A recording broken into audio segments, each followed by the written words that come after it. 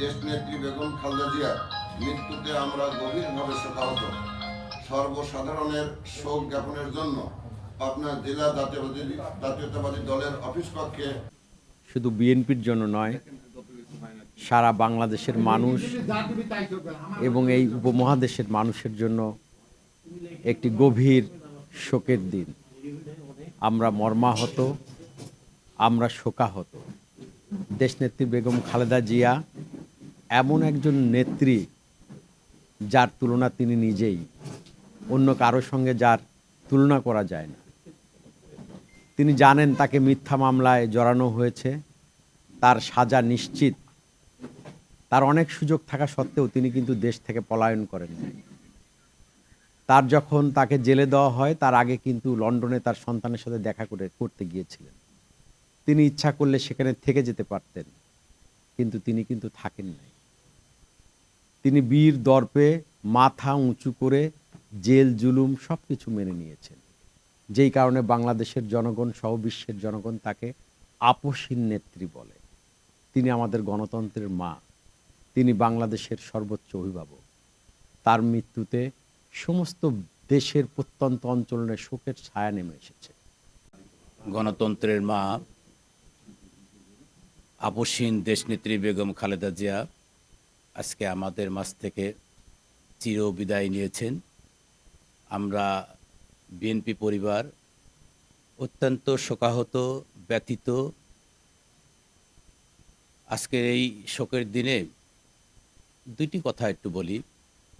1986 সালে সর্বদল মিলে যখন ঘোষণা করল চিটাগাং লালদিঘির ময়দানে স্বৈরাচার এরশাদ সরকারের অধীনে যে নির্বাচন যাবে সে হবে জাতীয় বেঈমান।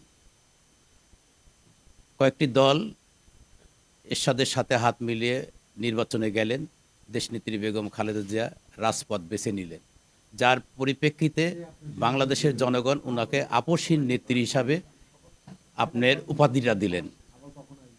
আবার দেখেন উনি এত অসুস্থ, তারপরেও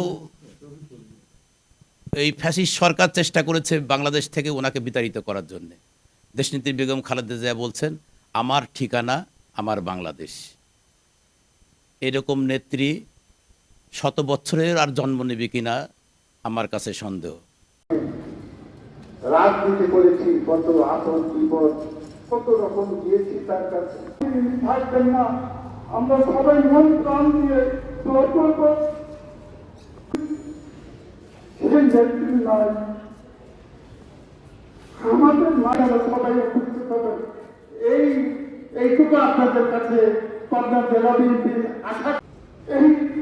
এই বলে আমি আমার কথা শেষ করছি। আমাদের সচিব সাহেব বলেছেন, আল্লাহ আপনাদের হেফাজত করুন।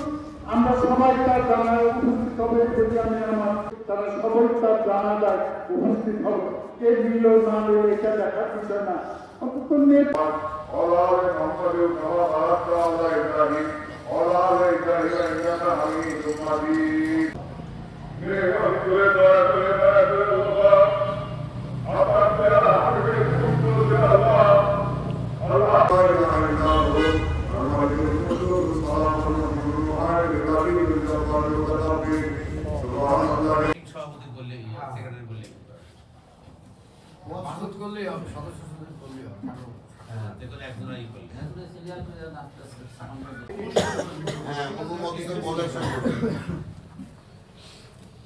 সই করে তারপর স্থির মানবে।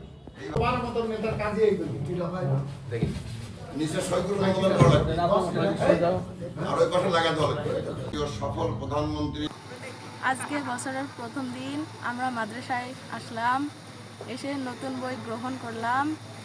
নতুন বইয়ের নতুন নতুন অধ্যায় আমরা পড়ব, আমরা অনেক আনন্দিত।